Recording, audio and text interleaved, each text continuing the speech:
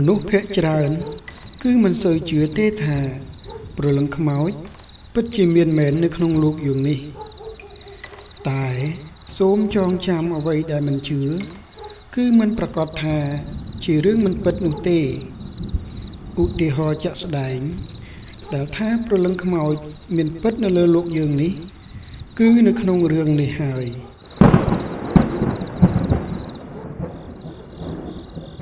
នាសម័យអាណានិគមនិយមបារាំងនៅម្ដុំគីឡូម៉ែត្រលេខ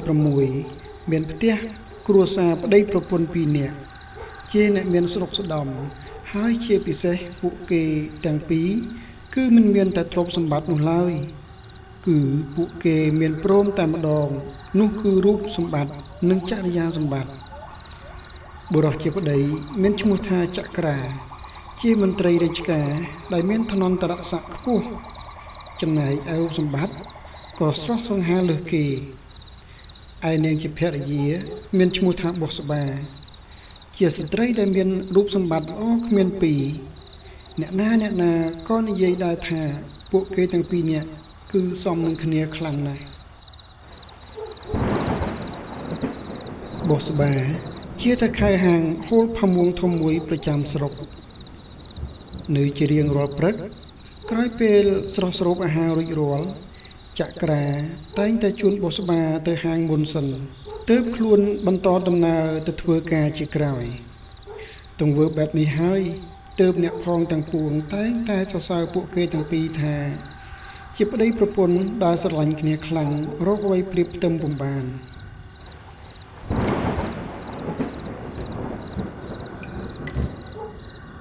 បុស្បាមានប្អូនស្រីម្នាក់នាងមានឈ្មោះថាមេលាដោយហេតុតែបុស្បានិងមេលាជាបងប្អូនដែលមានគ្នាតែ2នាក់ទើបធ្វើឲ្យពួកគេទាំងពីរស្រឡាញ់គ្នាខ្លាំងណាស់ម្ល៉េះហើយទើបបុស្បាទុកចិត្តឲ្យមេលាជួយមើលការខុសត្រូវក្នុងផ្ទះនិងបែកទឹកប្តីរបស់នាងនៅពេលដែលនាងទៅហាងបាត់ដោយហេតុតែមេលាជាស្ត្រីដែលមានរូបសម្បត្តិស្រស់ស្អាតទើបធ្វើឲ្យកំឡោះជ្រួលជ្រើមស្រឡាញ់នាងនិងនាំគ្នាចូលដណ្ដឹងនាងជាច្រើននាក់ប៉ុន្តែដោយនាងប្រកែកមិនព្រមជានិច្ច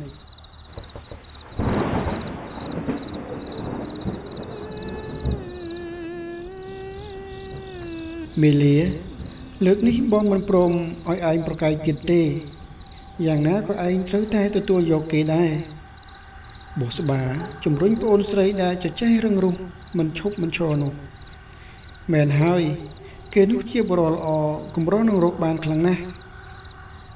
ទាំងមានទ្រព្យសម្បត្តិទាំងជាមនុស្សថ្លៃថ្នូរហើយក៏សង្ហាទៀតផងចក្រាជាប្តីជួយបន្ថែមតាមក្រោយទេខ្ញុំមិនព្រមយកឡើយពួកបងកុំបង្ខំខ្ញុំអីមេលានិយាយតែប៉ុន្មានម៉ាត់ក៏រត់ទៅចូលក្នុងបន្ទប់បាត់មិនព្រមស្ដាប់តាមការរៀបរាប់របស់បុស្បានិងចក្រានោះឡើយព្រោះតែហេតុផលពិតប្រាកដគឺវាហួសនឹងការស្មាននោះទៅទៀតគឺនាងស្រឡាញ់ចក្រាដែលជាបងថ្លៃរបស់នាងតាំងពីយូរមកហើយការពិតណាស់ជារៀងរាល់ពេលដែលចក្រាចេញពីធ្វើការនាងមេលាតែងតែបំរើផ្គប់គុណចក្រាមិនឲ្យទាស់ចិត្តឡើយបំរើទឹកក្តៅទឹកត្រជាក់ដែលជាទង្វើមួយចាប់ផ្ដើមធ្វើឲ្យចក្រារង្គោះរង្គើចិត្តម្ដងបន្តិចរហូតដល់យល់ព្រមទទួលយកនាងក្នុងនាមជាលួចលាក់មិនឲ្យបុស្បាដឹងឡើយហើយមិនយូរប៉ុន្មានមេលាក៏មានផ្ទៃពោះមេលាបងចង់សួរអីឯងបន្តិចបានទេបុស្បាស្រាប់តែហៅមេលាមកសួរដោយទឹកមុខចាប់កំហុសតែម្ដងមេលាចាប់ផ្ដើមភ័យស្លេកមុខតែក៏ព្រមទៅក្បែរបងស្រីទាំងដល់ការពិតនាងដឹងហើយថាបងស្រីកំពុងសង្ស័យនឹងនាងព្រោះពោះនាងចេះតែធំឡើងពីមួយថ្ងៃទៅមួយថ្ងៃតើឯងកើតអីមេលាមិនក៏ពោះឯងវាធំយ៉ាងនេះបងស្រីខ្ញុំសុំទោសខ្ញុំមិនគួរគប្បីនឹងបងស្រីទេប្រាប់បងមកថាតាមពិតឯងមានផ្ទៃពោះមែនទេហើយបើមែន ជាមួយនរណាគឺមែនហើយខ្ញុំពិតជាមានផ្ទៃពោះមែនហើយខ្ញុំសុំទោសណាបងខ្ញុំជាប្អូនស្រីមិនល្អទេខ្ញុំធ្វើឲ្យបងខកបំណងសុំទោសព្រោះខ្ញុំមានកូនជាមួយបងចក្រាហើយគ្រាន់តែឮមេលានិយាយបែបនេះភ្លាមបោះស្បាសឹងតែខ្យល់គោដួលមួយរំពេចកំហឹងបុកពេញញ័រក្នុងទ្រូងទៅត្រើតប្រៀបបីដូចជាអារៈចូលខ្លួនអញ្ចឹងហើយសឹងតែច្រាលឈាមឡើងមកទៅហើយនាងសម្លឹងមុខប្អូនស្រីដោយការហួសចិត្តចុកក្នុងទ្រូងនិយាយលែងចេញព្រោះទោះបីជាយ៉ាងណារឿងក៏កើតឡើងហើយដែរដូច្នេះនាងចាំបាច់ត្រូវរកវិធីដើម្បីដោះស្រាយរឿងទាំងនេះទើបបានលុះព្រឹកឡើងបោះស្បាមិនបានចេញទៅហាងដោយសពដងទេនាងធ្វើជាប្រាប់ចក្រាថាខ្លួនឈឺទើបដេញឲ្យចក្រាទៅធ្វើការចុះដោយហេតុថាឃើញប្តីទៅធ្វើការបាត់ហើយបោះស្បាក៏ហៅមេលាដែលជាប្អូនស្រីមកដោះស្រាយបញ្ហាដែលនៅចំពោះមុខនេះមេលាយើងមានតែពីរនាក់បងប្អូនទេបើឯងជ្រុលជាខុសទៅហើយបងអាចរកបុរសណាល្អម្នាក់មករៀបការជាមួយឯងដើម្បីបំពេញមុខចុះតើបានទេបងដាច់ខាតខ្ញុំមិនព្រមយកអ្នកណាក្រៅពីបងចក្រាឡើយព្រោះខ្ញុំស្រឡាញ់គាត់ខ្លាំងណាស់មេលាឬមួយឯងចង់ឲ្យយើងព្រមតាមឯងដែលមកដណ្ដើមប្តីរបស់យើងនោះបោះស្បាដែលដើមឡើយខំប្រឹងទប់កំហឹងនោះពេលនេះចាប់ផ្ដើមឈាមច្រាលឡើងមកទៀតហើយព្រោះមេលានេះក្បាលរឹងណាស់និយាយយ៉ាងណាក៏មិនព្រមដែរមិនតែប៉ុណ្ណោះទេនៅនិយាយពាក្យដល់ធ្វើឲ្យនាងខឹងទៀតទើបធ្វើឲ្យនាងលែងយល់ដល់ប្អូនស្រីអ្វីទៀតហើយនាងស្ទុះវឹងទៅយកកំបិតចេញមកឯងឆាប់លុតជង្គង់ភ្លាមហើយយើងនឹងសួរឯងមួយសំណួរចុងក្រោយបើឯងនៅចេះទៀតយើងនឹងសម្លាប់ឯងភ្លាមហើយប្រាប់មកថាឯងព្រមចាក់ចេញពីបងចក្រាទេចម្លើយមួយម៉ាត់យ៉ាងខ្លីហើយវាធ្វើឲ្យបោះស្បាលែងទប់កំហឹងជាប់ទៀតហើយនាងកំរល់ចូលមួយរំពេចយកកំបិតដែលនៅក្នុងដៃនោះស្ទុះទៅកាប់មេលាដាច់កធ្លាក់ក្បាលដល់ដីមួយរំពេចភឹប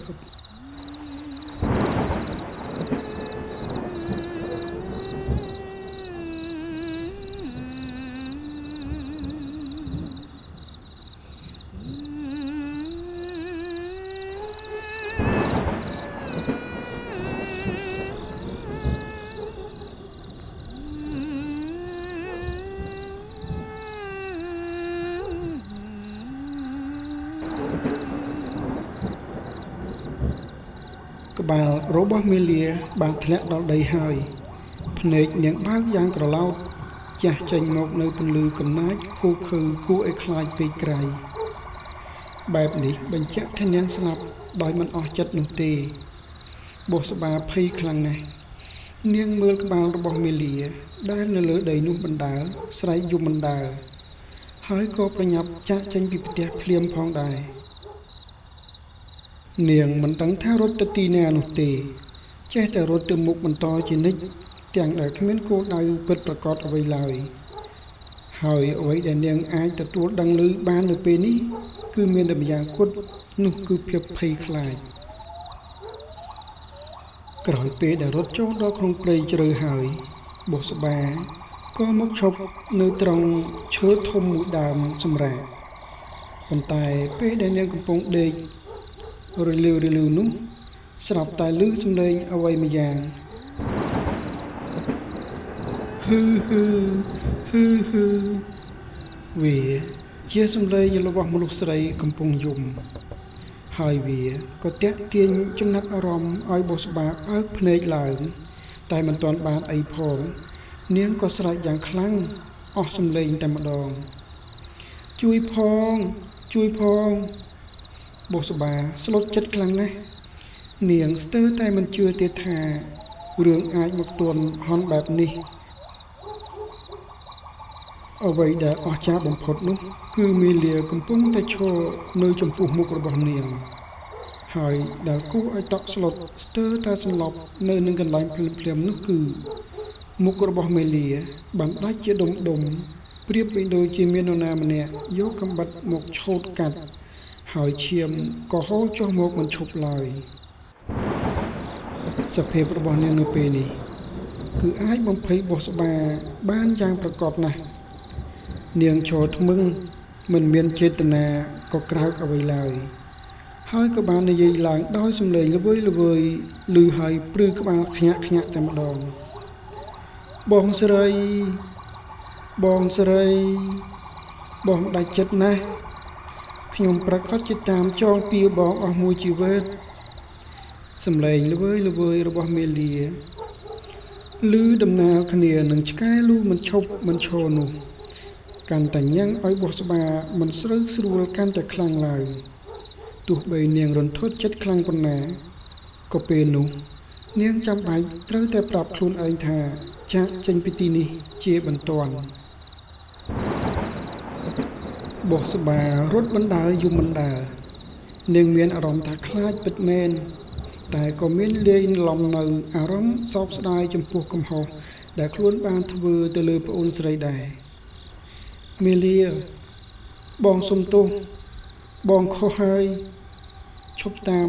បងទៀតទៅហាសំឡេងសើចរបស់មេលាកាន់តែលាន់មកជិតហើយព្រោះតែពេលនេះនាងកំពុងតែហោះផុតពីដីដោយមិនបានបង្ហាញឲ្យឃើញទេថានាងមានជើងនោះទេនាងនៅតែសើចយ៉ាងលឺហើយសំឡេងសើចរបស់នាងក៏បានលាន់កង់រំពងពេញព្រៃ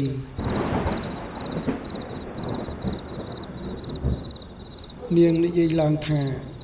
ទោះជាបងទៅដល់ទីណាក៏ខ្ញុំតាមបងដែរបុស្បាមិនគិតខ្វល់ពីឧបទ្ទវហេតុតូចធំដែលកើតនៅចំពោះមុខនោះឡើយនាងខំប្រឹងរត់យ៉ាងលឿនអស់ពីកម្លាំងកាយកម្លាំងចិត្តដែលស្ទើរតែរលត់ដង្ហើមម្ដងទៅហើយបន្ទាប់មកក៏បានមកដល់វត្តមួយមិនបង្អង់យូរឡើយនាងប្រញាប់រត់ចូលទៅក្នុងវត្តទាំងត្រហប់ត្រហល់ញើសនឹងទឹកភ្នែកដាបពេញផ្ទៃមុខនេះវាមិនខុសពីការរត់គេចពីទ្វារមជ្ឈរាជនោះទេពេលដែលបោះស្បាងាកទៅមើលនៅក្បែររបងវត្តនាងក៏បានឃើញមេលាមិនបានទៅណាឡើយនាងនៅចាំតាមចងពៀបោះស្បាជាប់រហូតព្រោះកំហឹងដែលនាងមានគឺវាច្រើនពេកពន់ទៅហើយញោមស្នាក់នៅទីវត្តនេះចុះហើយចូលសន្សំកុសលលៀងបាបកម្មទាំងឡាយដែលចែកបានសាងចាប់ផ្ដើមជីវិតថ្មីដែលចាកចេញពីវាវត្តសង្សារណាញោមចៅអេតិកាក្រោយពីស្ដាប់ការរៀបរាប់របស់បោះស្បាចប់ក៏យល់ព្រមទទួលបោះស្បាមកស្នាក់នៅក្នុងវត្តហើយសាងភ្នោះឲ្យតាមបំណងរបស់នាងព្រមទាំងបានសង់ខ្ទមមួយដើម្បីឲ្យបោះស្បាបានសំណាក់ធម៌ដោយស្ងប់ចិត្តលែងមានភាពភ័យខ្លាចមេលាដល់តែងតែតាមកម្មតាមអាឃាតមិនព្រមទៅណានោះទេមេលាពិតជាមិនព្រមទៅចាប់ជាតិមែននាងសុខចិត្តនៅចាំលើដើមឈើធំក្បែររបងវត្តដើម្បីតាមចងពៀបោះស្បាតទៅហើយរាល់យប់តែងតែលងបន្លាចបោះស្បាគ្រប់ពេលដើម្បីឲ្យបោះស្បាបានយល់ពីអ្វីដែលនាងធ្វើថាមានបាបកម្មប៉ុណ្ណានោះហើយវានឹងកើតឡើងបែបនេះជារៀងរាល់យប់លុះត្រាតែបោះស្បាអស់ជីវិតទៅដូចគ្នា